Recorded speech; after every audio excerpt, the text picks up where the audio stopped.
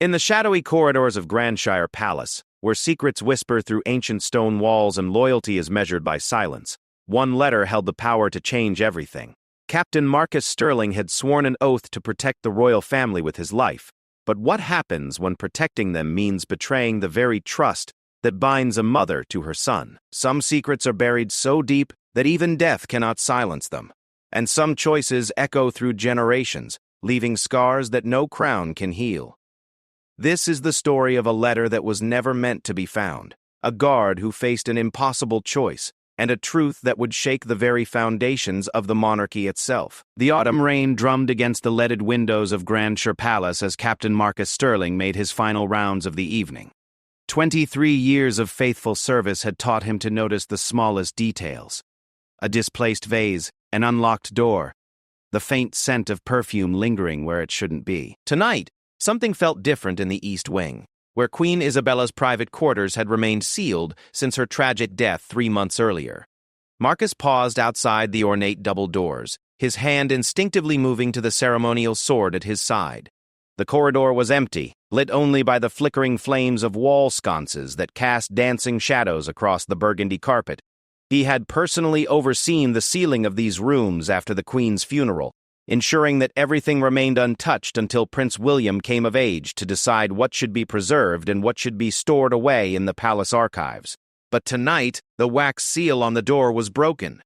His heart quickened as he drew his sword, the blade singing softly as it left its sheath. Marcus had served 3 generations of the royal family, from the late King Edward through his son King Alexander, and now he found himself protecting King Alexander's son, 17-year-old Prince William. The boy had been devastated by his mother's sudden death in a riding accident, and the entire palace had walked on eggshells around his grief. Marcus pushed the door open slowly, wincing as the ancient hinges groaned in protest. The Queen's sitting room lay in darkness, furniture covered in white sheets like ghosts from a happier time. Moonlight streamed through the tall windows, illuminating particles of dust that danced in the air like memories refusing to settle. He moved deeper into the room, his trained eyes scanning every corner for signs of intrusion. Queen Isabella had been beloved by the people and the palace staff alike, known for her kindness, her charitable work, and her fierce protection of her only son. Her sudden death had left a void that seemed to permeate the very walls of Grandshire Palace. It was then that Marcus heard it, a soft rustling coming from the Queen's private study. He moved toward the sound, his footsteps muffled by the thick Persian rug beneath his feet. The study door stood ajar, and through the gap he could see a figure hunched over the Queen's writing desk. "Stop where you are," Marcus commanded, his voice echoing through the silent room. The figure froze, then slowly turned around. Marcus felt his breath catch in his throat as he recognized the intruder.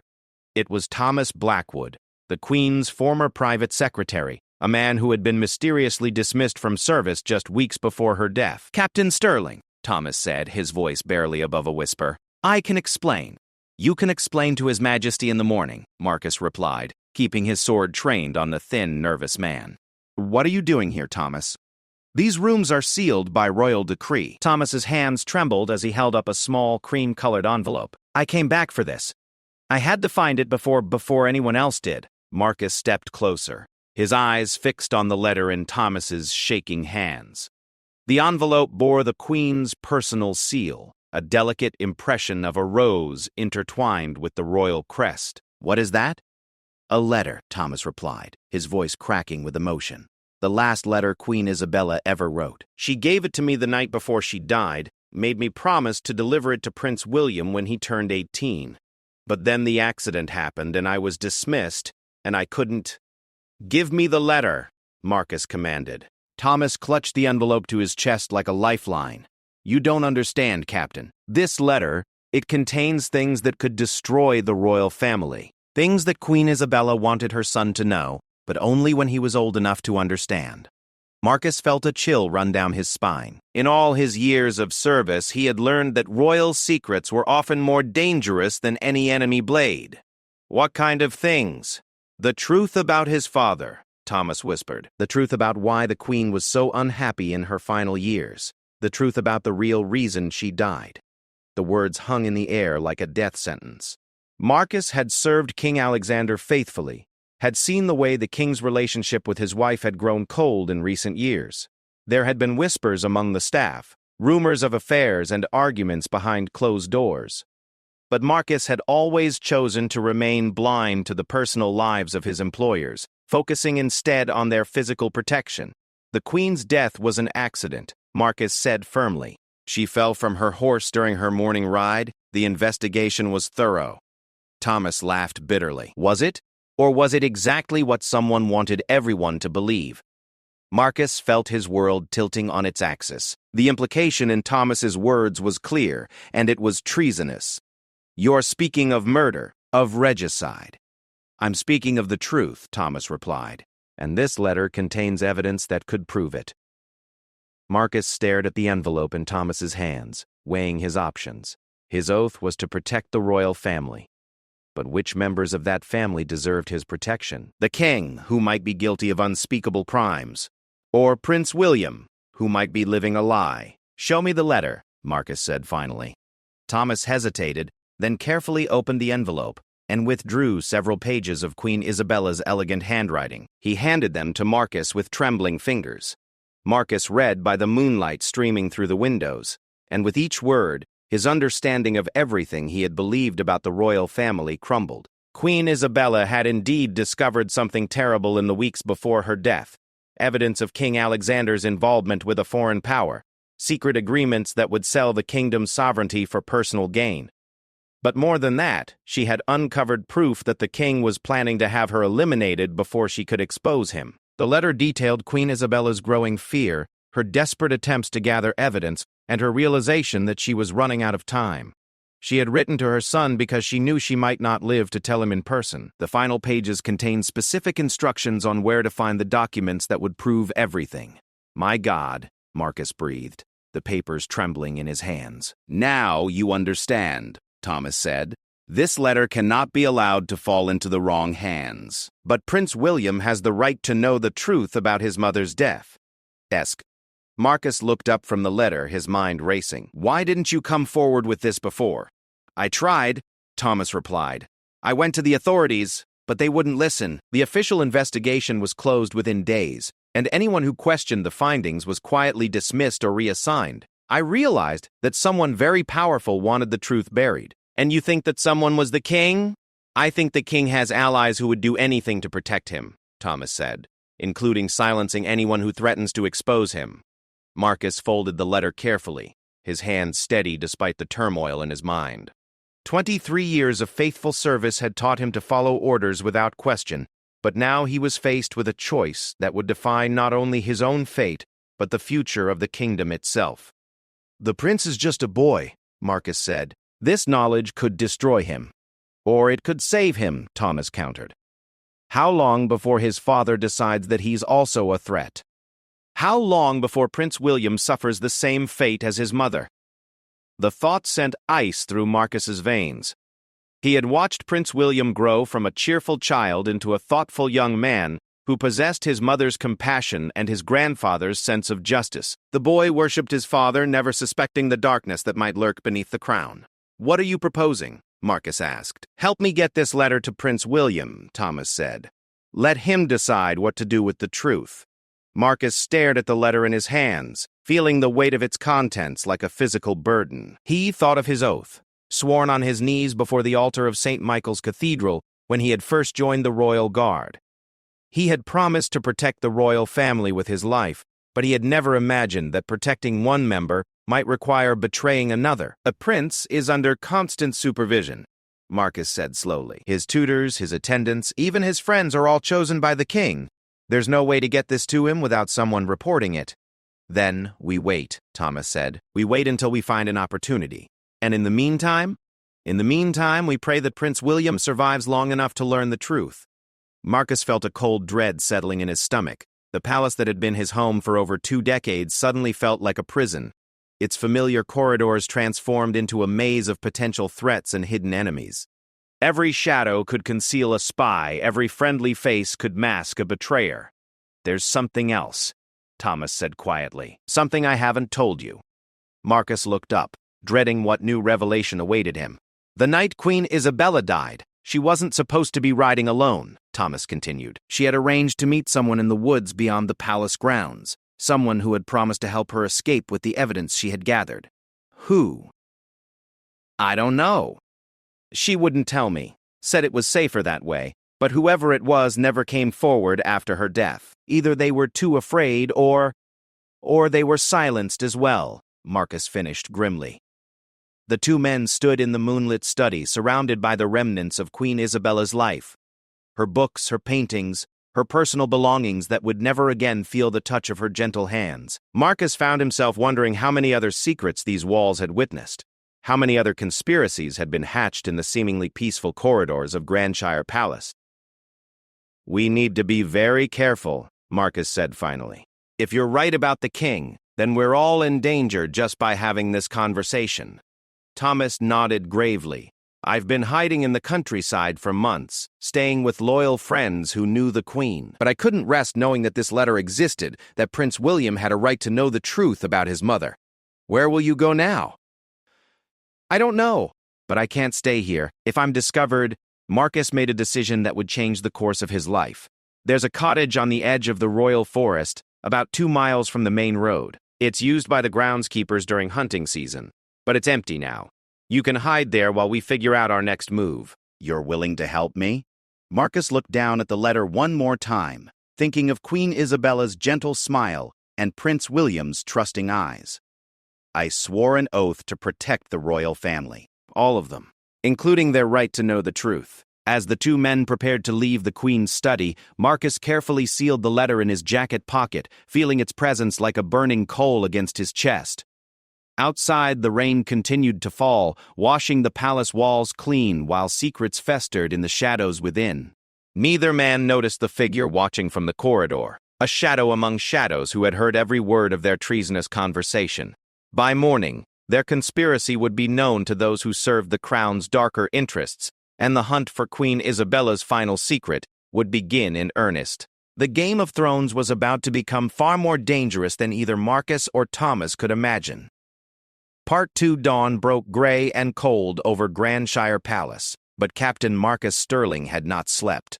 He stood at his chamber window, watching the morning mist rise from the palace gardens while his mind wrestled with the weight of Queen Isabella's letter hidden in his uniform jacket. Every footstep in the corridor outside made his hand move instinctively toward his sword, and every knock at his door sent his heart racing. At precisely 7 o'clock, a sharp rap interrupted his brooding. Captain Stirling, His Majesty requests your immediate presence in the throne room. Marcus recognized the voice of Lord Chancellor Aldrich Wynne, King Alexander's closest advisor, and a man whose cold gray eyes seemed to see everything. Marcus had never trusted Wynne completely. There was something calculating about him that went beyond the usual political maneuvering of court life.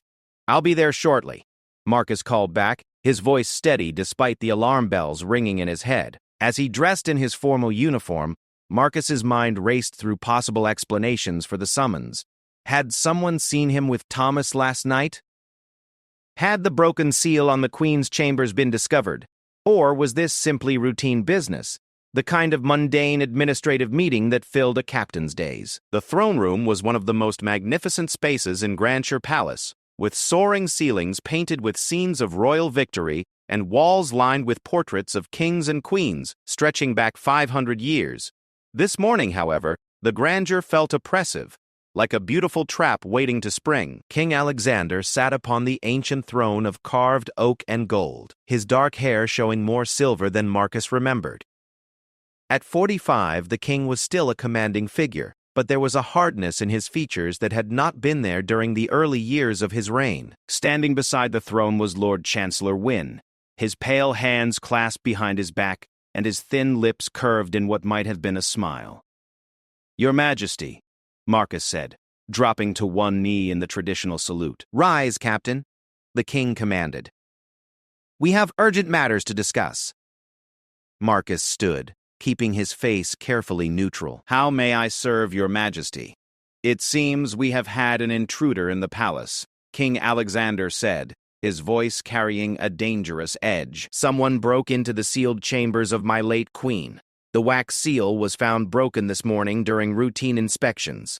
Marcus felt the letter burning against his chest, but his expression remained impassive. That is most disturbing, Your Majesty. Do we have any leads as to the identity of this intruder?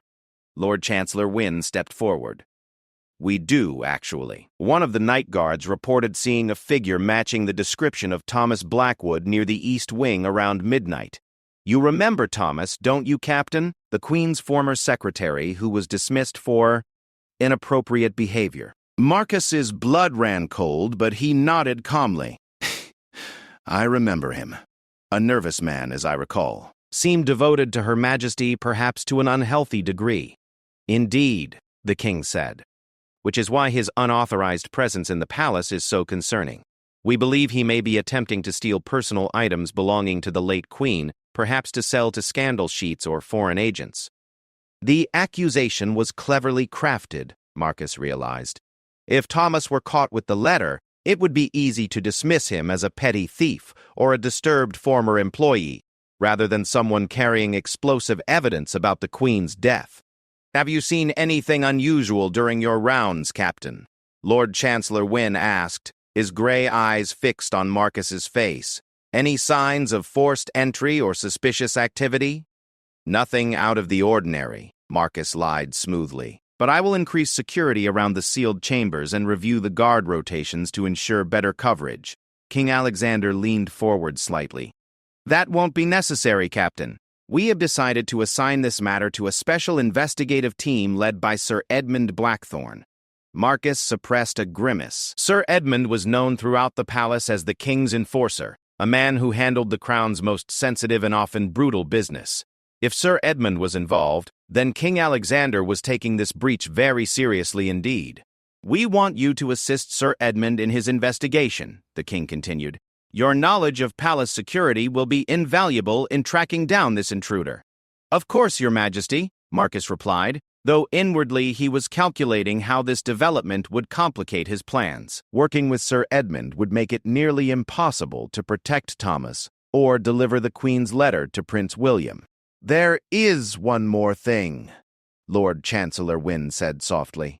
We understand that you were quite close to the late Queen. She trusted you. Confided in you, perhaps? The question was casual, but Marcus sensed the trap beneath it. Queen Isabella was gracious to all her guards, my lord. She treated us with kindness and respect. But surely she must have shared her concerns with someone, Wynne pressed. In her final weeks, she seemed troubled, distracted. As her protector, you must have noticed something. Marcus chose his words carefully. Her Majesty was grieving the loss of her father, who had passed away that spring. She seemed melancholy at times, but I attributed it to natural mourning. King Alexander's eyes narrowed slightly. You noticed nothing else? No unusual visitors, no secret meetings, no evidence of disloyalty? The word hung in the air like a drawn sword. Marcus realized that the king suspected something, though perhaps not the full extent of what Queen Isabella had discovered. The investigation into the break-in was as much about testing Marcus's loyalty as it was about finding Thomas. Nothing that suggested disloyalty to the crown, Your Majesty, Marcus said firmly. Queen Isabella was devoted to the kingdom and to her family. Indeed she was, the king said, but there was something cold in his tone, which makes any attempt to exploit her memory particularly offensive. A door opened at the far end of the throne room, and Sir Edmund Blackthorne entered with his characteristic military stride. He was a large man with graying hair and scars from old battles marking his weathered face. His reputation for ruthless efficiency preceded him wherever he went. Your Majesty, Sir Edmund said, bowing low. I've just finished examining the Queen's chambers. The intruder was definitely searching for something specific. Several drawers had been opened, and papers had been disturbed. Marcus forced himself to remain calm, though his mind was racing. If Thomas had been searching through papers, then perhaps he hadn't found the letter where he expected it to be. That could mean there were other secrets hidden in the Queen's rooms, other evidence that might corroborate the contents of the letter. Did he find what he was looking for? King Alexander asked. Impossible to say, Your Majesty, but I did discover something interesting. Sir Edmund reached into his coat and withdrew a small piece of parchment. This was caught on a splinter near the writing desk. It appears to be torn from a larger document. Marcus's heart nearly stopped as he recognized Queen Isabella's elegant handwriting on the fragment. It was a corner piece from one of the letter's pages, probably torn off accidentally when Thomas had been handling it in the dark. "What does it say?" Lord Chancellor Wynne asked eagerly. Sir Edmund squinted at the parchment. "It's difficult to make out, but it appears to be part of a date, the 15th of September, and what might be the beginning of a sentence. I fear that I have discovered." The date was significant, Marcus realized. September 15th was just 3 days before Queen Isabella's death. Whatever she had discovered, it had happened very close to the end of her life. "Interesting," the king mused. "What do you think she might have discovered, Sir Edmund?" "Perhaps evidence of a conspiracy among the servants, Your Majesty." "Or foreign agents attempting to infiltrate the palace. The late queen was known for her attention to detail. She might have noticed something that others missed. It was a plausible explanation, and Marcus could see that both the king and Lord Chancellor Wynne were considering it seriously. But he also noticed something else, a flicker of uncertainty in the king's eyes, as if he were wondering whether his wife had discovered something far more dangerous than servant conspiracies. "Captain Stirling," Sir Edmund said, turning to Marcus, "I want you to interview every guard who was on duty last night. Someone must have seen how this intruder gained entry to the palace." "At once, Sir Edmund," Marcus replied. "Should I also review the duty rosters for the past week? If this Thomas has been planning this intrusion, there might be evidence of reconnaissance." "Excellent thinking, and I want a complete inventory of the Queen's chambers. Every book, every letter, every personal item must be catalogued and examined." Marcus nodded, though his stomach churned at the thought of investigators pawing through Queen Isabella's personal belongings. "What about Prince William, Sir Edmund? Should he be informed of this breach?" King Alexander's expression darkened. "My son is not to be troubled with these matters. He is still grieving his mother, and I will not have his peace disturbed by the actions of a deranged former employee." "Of course, Your Majesty. But the prince does have his riding lesson this afternoon in the East Gardens. If we're conducting interviews and searches in that area, cancel his lesson," the king said curtly. "In fact, I think it would be wise to confine William to the main palace for the next few days, until this matter is resolved." Marcus felt a chill of fear. Confining Prince William to the palace would make it virtually impossible to deliver the Queen's letter without detection. Worse, it suggested that King Alexander was growing paranoid about potential threats to his control. "I'll see that the prince's schedule is adjusted," Marcus said carefully. "Perhaps some indoor activities would be appropriate, time in the library or discussions with his tutors about statecraft." "Yes, that's good thinking," Lord Chancellor Wynne interjected. "The prince should focus on his studies and preparation for eventual rule. Too much freedom can be distracting for young minds." The dismissal was clear, and Marcus bowed before taking his leave. As he walked through the corridors toward the guardhouse, his mind worked furiously to process everything he had learned. The investigation was moving quickly, and it was clear that powerful forces were mobilizing to suppress whatever truth Queen Isabella's letter contained. He needed to find a way to warn Thomas that they knew he was in the area, and he needed to figure out how to get the letter to Prince William, despite the increased security around the young prince. But most urgently, he needed to understand exactly what Queen Isabella had discovered that was worth killing for. As Marcus passed through the main courtyard, he noticed an unusual amount of activity for a morning hour. Additional guards were being posted at key entrances, and several men in civilian clothes were conducting what appeared to be casual conversations with palace staff. The investigation was expanding beyond the simple matter of a break-in. Near the stables, Marcus spotted a familiar face, Margaret Ashford, who had served as one of Queen Isabella's ladies-in-waiting. She was speaking quietly with a groom, but when she saw Marcus approaching, she quickly ended her conversation and hurried in his direction. "Captain Stirling," she called softly, "might I have a word with you?" "It's about Her Majesty."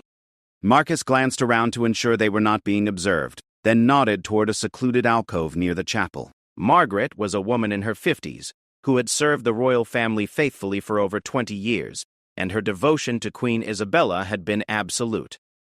"What is it, Margaret?" Marcus asked once they were out of earshot from other palace staff. "I heard about the break-in last night," she whispered, her eyes darting nervously around the courtyard. I know they're saying it was Thomas Blackwood, and I suppose that's possible, but Captain, there are things about the Queen's final days that don't sit right with me. What kind of things? Margaret wrung her hands anxiously. The day before she died, Queen Isabella asked me to pack a small traveling bag and hide it in the old tower. She said she might need to leave the palace quickly, and she made me promise not to tell anyone about it. Marcus felt his pulse quicken. Did she say why she might need to leave? No, but she was frightened, Captain. I'd never seen her like that before. She kept looking over her shoulder, and she jumped at every unexpected sound. She also gave me this. Margaret reached into her apron and withdrew a small brass key. She said if anything happened to her, I should give this to someone I trusted, someone who would know what to do with it. Marcus stared at the key, recognizing it as the type used for the palace's secure document storage. Do you know what it opens?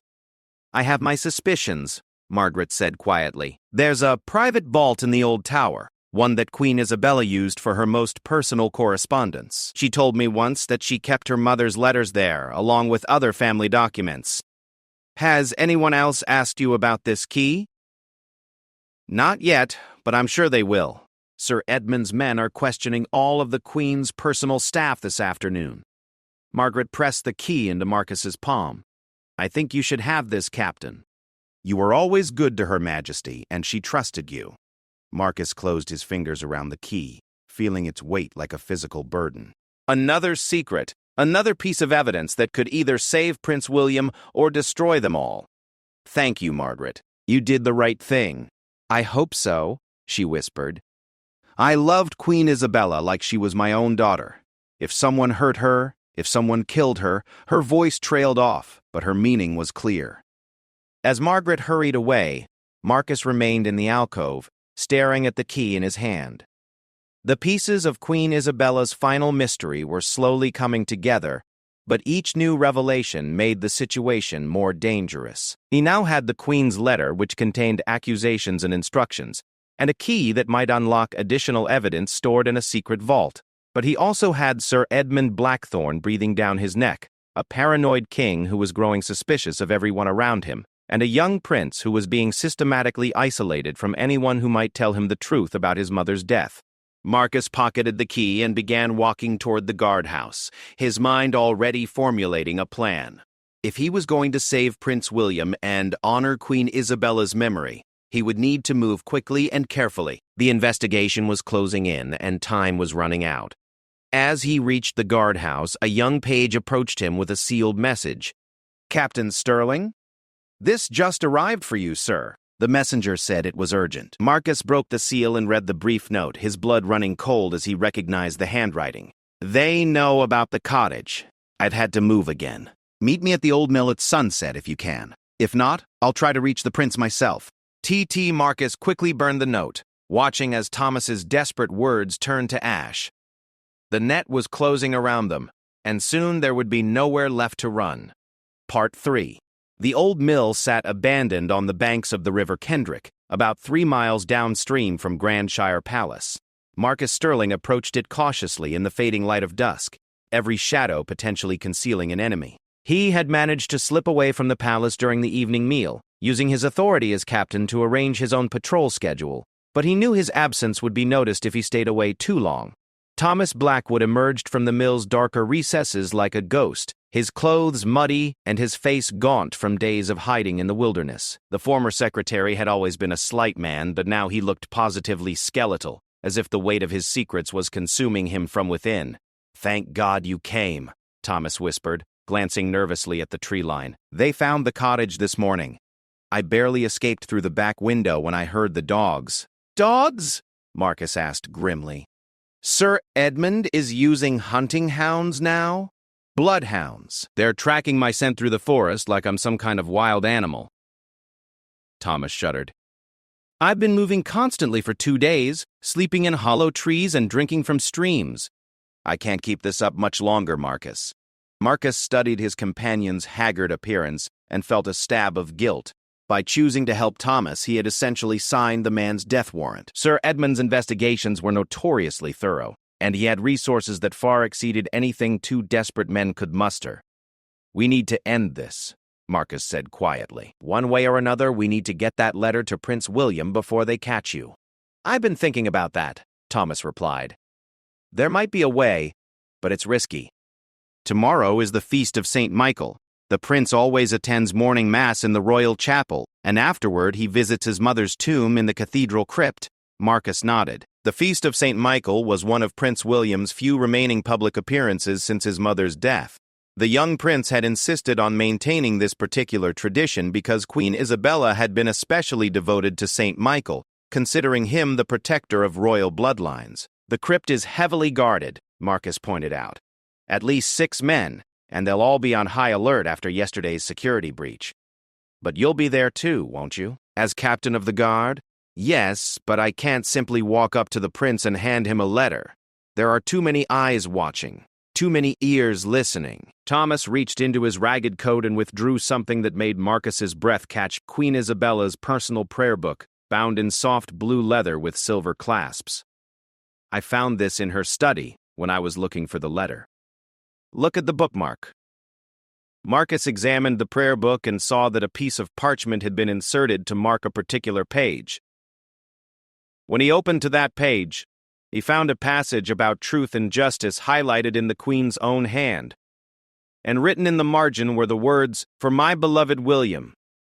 When the time comes to seek justice for those who can no longer speak." She planned this, Marcus breathed. She knew she might not survive to give him the letter personally. The prayer book is something Prince William would recognize immediately, Thomas explained. If you could somehow get this to him during his visit to the tomb, he would understand that it contained a message from his mother. Marcus considered the plan, weighing its risks and potential rewards. Even if I could get the prayer book to him, how would he know to look for the letter? We can't exactly include written instructions. Thomas pointed to a small symbol drawn in the margin next to the highlighted passage, a rose intertwined with the letter M, the same design that appeared on Queen Isabella's personal seal. She used this symbol to mark anything that was meant for emergencies. Prince William would have seen it on various documents throughout his childhood. If he sees it here, he'll know to look deeper. And where would he look? In her private vault in the old tower. I still have the location written down from when she told me about it. Thomas paused. But there's something else you need to know about tomorrow. I overheard some guards talking near the mill earlier today. King Alexander is planning to announce Prince William's betrothal to Princess Victoria of Aldermere. Marcus felt the blood drain from his face. Princess Victoria was the daughter of Duke Edmund of Aldermere, one of King Alexander's strongest political allies, and a man known for his ruthless ambition. A marriage alliance with Aldermere would significantly strengthen the king's power base, but it would also effectively end any hope Prince William might have of investigating his mother's death independently. When is this announcement supposed to happen? Tomorrow evening at the feast following the religious observances. Once Prince William is officially betrothed, he'll be under constant supervision from both royal households. Duke Edmund's men will be watching him as closely as his father's guards. The implications were staggering. Not only would the betrothal limit Prince William's freedom, but it would also give King Alexander powerful allies in suppressing any investigation into Queen Isabella's death. Duke Edmund was exactly the kind of man who would support a cover-up if it served his family's interests. We have to warn the prince, Marcus said urgently. He needs to know what's happening before he's trapped in a marriage alliance. The prayer book is our only chance, Thomas agreed. But Marcus, I won't be able to help you with this. They're closing in on me, and I won't risk compromising your position any further. What will you do? Thomas was quiet for a long moment, staring out at the dark water flowing past the mill. I'm going to try to reach the border. I have a cousin in the neighboring kingdom who might be able to help me disappear. If I can survive long enough to cross over, I might be able to live long enough to see justice done. Marcus knew they were probably saying goodbye for the last time. Thomas's chances of reaching the border alive were slim, especially with Sir Edmund's bloodhounds tracking his scent through the countryside. But perhaps that was for the best. If Thomas were captured alive, he might be tortured into revealing everything he knew about the letter and Marcus's involvement in the conspiracy.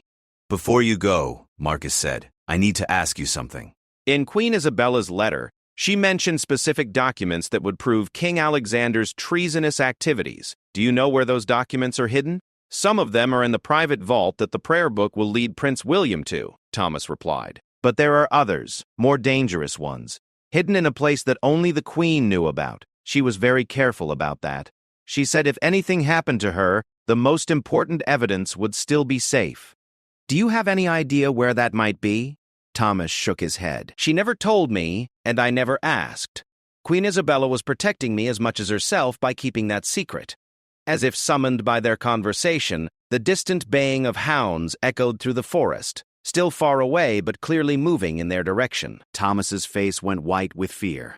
They've picked up my trail again, he whispered. I have to go. Marcus gripped Thomas's shoulder. Godspeed, my friend, and thank you for your loyalty to the Queen. Take care of the prince, Thomas replied, then melted back into the shadows like a man who had learned to become one with the darkness. Marcus waited until he was certain Thomas had gone, then began his own careful journey back to the palace.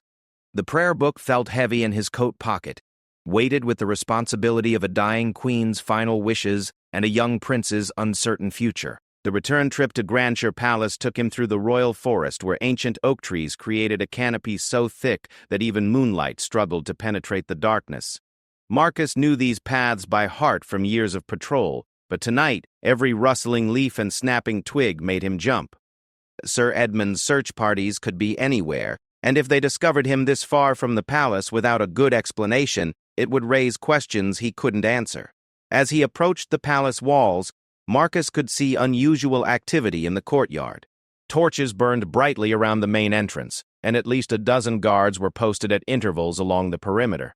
The investigation into the previous night's break-in had clearly escalated into something approaching martial law. Marcus used his knowledge of the palace's secret passages to enter through a forgotten door in the old armory, emerging into the main building near the servants' quarters. Most of the staff would be asleep by now, giving him a better chance of reaching his chambers undetected. But as he rounded a corner near the Great Hall, he nearly collided with Lord Chancellor Wynne, who was walking briskly in the direction of the king's private study. The Chancellor's pale eyes fixed on Marcus with obvious suspicion. Captain Sterling, Wynne said coldly, you're out rather late for your usual patrol schedule. I've been conducting additional security sweeps, my lord, Marcus replied smoothly. With the recent breach, I thought it prudent to expand our perimeter checks. How thorough of you. And did you discover anything during these expanded checks? Nothing unusual, my lord. The forest is quiet tonight. Wynne studied Marcus's face for a long moment, as if searching for signs of deception. Sir Edmund mentioned that you seemed particularly knowledgeable about the palace's vulnerable points. He was impressed by your suggestions for improving security. I've served here for many years, Marcus said carefully. I've learned to think like an intruder might think. Indeed. That's a useful skill, though, one that could be concerning in the wrong hands. Wynne's smile was cold and reptilian. I trust your loyalty to the crown remains absolute, Captain? Absolutely, my lord. Good, because tomorrow will require all of our vigilance. The Feast of St. Michael is always a security challenge, and with the recent intrusion, we cannot afford any lapses in protection. Marcus nodded. The prince's safety is my primary concern. Of course it is, Wynne replied, but there was something in his tone that suggested he doubted Marcus's sincerity. Sleep well, Captain. Tomorrow will be a long day. As the Lord Chancellor disappeared into the shadows, Marcus felt a chill that had nothing to do with the night air. Wynne suspected something, though hopefully not the full extent of Marcus's involvement with Thomas and the letter. The next 24 hours would test every skill Marcus had learned in his years of service, and the slightest mistake could cost not only his own life, but Prince William's chance of ever learning the truth about his mother. Marcus finally reached his chambers and locked the door behind him, but sleep was impossible. He sat by his window watching the guards patrol the courtyard below while he planned every detail of tomorrow's operation. The prayer book lay on his bedside table, its innocent appearance belying the explosive secrets it contained. Outside, the hunt for Thomas Blackwood continued through the dark forest, bloodhounds baying in the distance like the harbingers of approaching doom.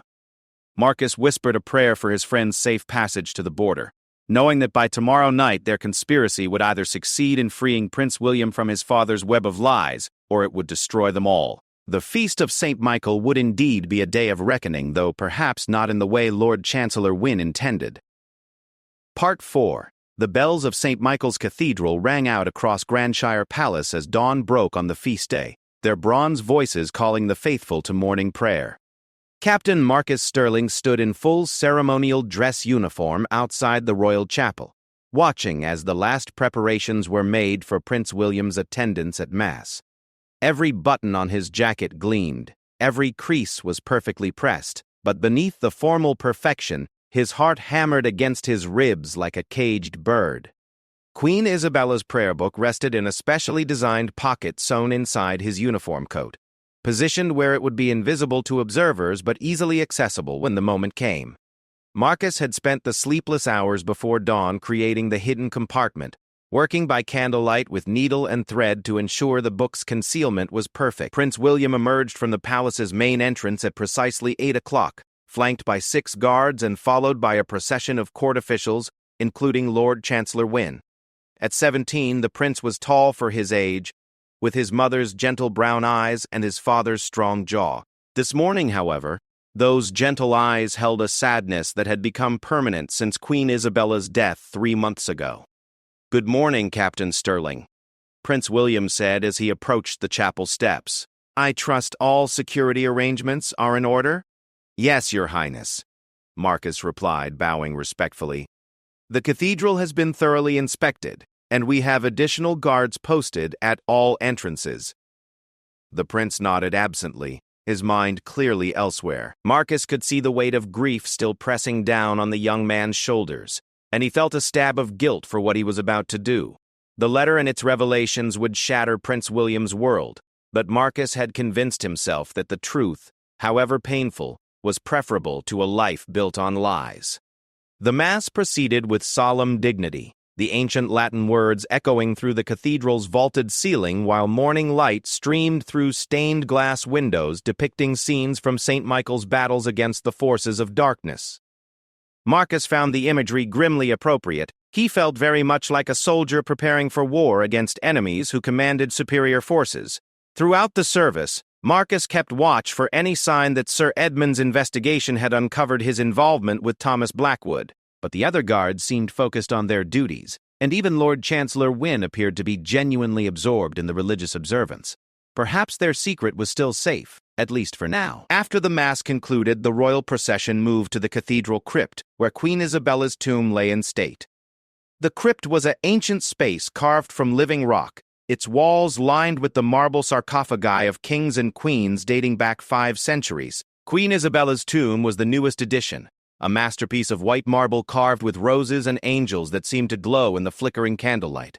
Prince William approached his mother's tomb alone, as was tradition, while the guards and court officials maintained a respectful distance. Marcus positioned himself near the entrance to the crypt, close enough to intervene if necessary, but far enough away to avoid seeming intrusive. This would be his only opportunity to deliver the prayer book without being observed by multiple witnesses. The prince knelt beside the tomb and began to pray silently, his lips moving as he spoke words meant for his mother's spirit alone. Marcus waited, counting heartbeats and watching for the perfect moment when the other guards' attention would be focused elsewhere. It came when Lord Chancellor Wynne quietly approached one of the younger guards to give him instructions about the afternoon's arrangements.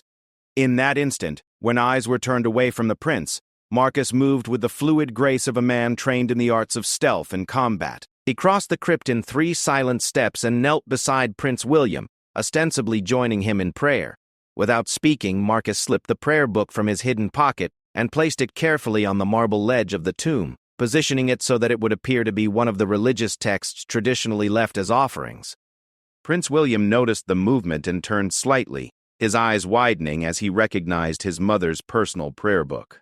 Marcus met his gaze for just a moment and pointed almost imperceptibly at the rose and M symbol visible on the book's cover. Understanding flickered in the prince's brown eyes, not complete comprehension, but recognition that this was something significant from his mother. "Your Highness," Marcus whispered, barely breathing the words, "your mother wanted you to have this when you were ready to understand. Look for her private vault in the old tower. Trust no one else." Before Prince William could respond, Marcus rose smoothly and returned to his position by the crypt entrance, his movements so natural that none of the other guards seemed to notice anything unusual. The prince remained kneeling for several more minutes, and when he finally stood, the prayer book had disappeared into his own clothes. The remainder of the religious observances passed without incident, but Marcus could sense an electric tension in the air, as if the very stones of the cathedral could feel the weight of the secrets being exchanged within their walls. As they prepared to return to the palace, Prince William caught Marcus's eye once more and gave the slightest of nods, a signal that the message had been received and understood. Back at Grandshire Palace, the afternoon passed with agonizing slowness. Marcus performed his regular duties while his mind raced with questions and fears. Had Prince William found time to examine the prayer book? Had he discovered the vault in the old tower? And most importantly, had anyone else noticed their brief exchange in the crypt? The answer to the last question came at 4 o'clock, when Sir Edmund Blackthorne appeared at Marcus's office door with 2 armed guards behind him. The knight's scarred face was grim, and his hand rested meaningfully on the hilt of his sword. "Captain Stirling," Sir Edmund said formally, "by order of His Majesty King Alexander, you are under arrest for treason against the crown." Marcus felt the world tilt beneath his feet, but he kept his voice steady. "On what charges, Sir Edmund?" "Conspiracy with enemies of the realm, theft of royal property, and conduct prejudicial to the security of the kingdom." Sir Edmund stepped aside to allow the guards to enter. "You will surrender your sword and submit to confinement until such time as your trial can be arranged." As the guards moved to arrest him, Marcus caught sight of a familiar figure in the corridor behind Sir Edmund Thomas Blackwood, bound in chains and barely conscious from what appeared to be a severe beating. Their eyes met for just a moment before Thomas was dragged away, but Marcus saw in his friend's battered face a look that said everything. They had been betrayed, but the mission had been completed. "Sir Edmund," Marcus said as the shackles closed around his wrists, "might I ask how you uncovered this alleged conspiracy?" "We had help from a loyal servant of the crown," Sir Edmund replied coldly. "Someone who understood that personal loyalty must never supersede duty to the kingdom." Marcus's mind raced through the possibilities. Who could have betrayed them? Margaret Ashford seemed unlikely. Her devotion to Queen Isabella had been absolute. One of the guards who had seen him near the crypt? Or perhaps someone had been watching the old mill when he met with Thomas. As he was led through the palace corridors toward the dungeons, Marcus caught glimpses of unusual activity throughout the building. Additional guards were posted at key positions, and several men in civilian dress were conducting what appeared to be searches of various chambers. The investigation had clearly expanded far beyond the simple matter of Thomas's intrusion. The palace dungeons were ancient stone chambers deep beneath the main building, places where political prisoners had languished for centuries while awaiting the king's justice. Marcus was placed in a cell that was clean but sparse, containing only a narrow bed, a wooden chair, and a small window that looked out onto an inner courtyard. Hours passed in silence, broken only by the distant sounds of the palace above and the occasional footsteps of guards making their rounds. Marcus used the time to think through everything that had happened, trying to understand how their careful plans had unraveled so quickly. But despite his predicament, he felt a strange sense of peace. He had honored his oath to protect the royal family by ensuring that Prince William had access to the truth about his mother's death. As evening fell, the sounds of celebration began to drift down from the great hall above. Music, laughter, and the clinking of glasses as the Feast of St. Michael continued with its traditional banquet. Marcus wondered if King Alexander had proceeded with his planned announcement of Prince William's betrothal, or if the day's revelations had forced a change in the royal schedule. His answer came near midnight, when Lord Chancellor Wynne appeared outside his cell accompanied by 2 guards. The Chancellor's pale face was flushed with what might have been wine or excitement, and his gray eyes glittered with malicious satisfaction. "Well, Captain Stirling," Wynne said softly, "I trust your accommodations are satisfactory. They're certainly better than what Thomas Blackwood is experiencing in the interrogation chambers." Marcus remained silent, determined not to give Wynne the satisfaction of a reaction. "You're wondering how we discovered your treasonous activities," Wynne continued. "The answer is quite simple. We've been watching you for weeks. Ever since Queen Isabella's death, actually. His Majesty suspected that she might have shared certain confidential information with members of her household staff. The revelation hit Marcus like a physical blow. They had been under surveillance from the beginning, their every move monitored and recorded by unseen watchers. Thomas's break-in hadn't triggered the investigation, it had simply provided confirmation of suspicions that already existed. The prayer book was a nice touch, Wynne added conversationally. Prince William was quite surprised to receive it, though I'm afraid his reaction was not what you and your accomplice hoped for. Marcus felt his heart sink. What do you mean? Wynne smiled coldly. Prince William brought the prayer book directly to his father, just as a loyal son should. He was concerned that someone might be attempting to manipulate him, using his grief over his mother's death. King Alexander was very proud of the boy's wisdom and maturity. The words were like daggers through Marcus's heart. All their sacrifices, all their risks, had been for nothing. Prince William had rejected his mother's final message without ever understanding what it contained. Of course, Wynne continued, we did examine the contents of Queen Isabella's private vault, just to be thorough. Quite a collection of documents she had assembled, financial records, correspondence, even some rather detailed observations about certain individuals' activities. All of it has been properly disposed of, naturally. Marcus closed his eyes, feeling the weight of complete defeat settling over him like a shroud. Queen Isabella's evidence was destroyed, Thomas was captured, and Prince William remained ignorant of the truth about his mother's death and his father's crimes. There is one small matter that remains unclear, Wynne said thoughtfully. Queen Isabella's letter mentioned additional documents hidden in a location that she never revealed to anyone. We've searched the palace thoroughly, but these documents remain elusive. I don't suppose you have any information that might help us locate them? Marcus met the Chancellor's gaze steadily. I know nothing about any additional documents. Pity. Well, I'm sure Thomas will be more helpful once Sir Edmund's interrogators have had sufficient time to work with him. Wynne turned to leave, then paused. Oh, and Captain Stirling? Prince William's betrothal to Princess Victoria was announced this evening to great celebration. The wedding is planned for next spring. I'm sure you'll be pleased to know that the prince seemed genuinely happy about the arrangement. As Wynne's footsteps faded away, Marcus slumped against the stone wall of his cell, overwhelmed by the magnitude of his failure. Queen Isabella was dead, her secrets destroyed, and her son was being inexorably drawn into a web of political alliances that would ensure his father's crimes remained hidden forever. But as he sat in the darkness, Marcus remembered something Thomas had said during their final meeting at the mill, that Queen Isabella had been very careful about protecting the most important evidence, hiding it in a place that only she knew about. If Wynne and his searchers hadn't found these documents, then perhaps they were still hidden somewhere, waiting for the right person to discover them. And perhaps, despite his betrayal tonight, Prince William might someday begin to ask the right questions about his mother's death. The prayer book had been rejected, but it had also planted a seed of doubt that might eventually grow into a desire for truth. Marcus whispered a prayer to St. Michael, the protector of royal bloodlines and the warrior against darkness, asking for the strength to endure whatever fate awaited him, and for the wisdom to know that sometimes the most important victories took years to achieve. In the corridors above, Prince William lay awake in his chambers, staring at the ceiling and thinking about the strange encounter in the cathedral crypt. Despite his father's praise for bringing the prayer book forward, something about Captain Stirling's words had lodged in his mind like a splinter. Trust no one else. The phrase echoed through his thoughts as he remembered his mother's final weeks, her sadness, her distraction, her sudden interest in old family documents and forgotten corners of the palace. For the first time since her death, Prince William began to wonder if there might be more to the story of her accident than anyone had told him. The seeds of truth, once planted, have a way of growing even in the darkest soil, and Marcus Stirling's sacrifice had not been in vain. The Game of Thrones was far from over, and Queen Isabella's final secret still waited in the shadows, biding its time until the moment was right for revelation.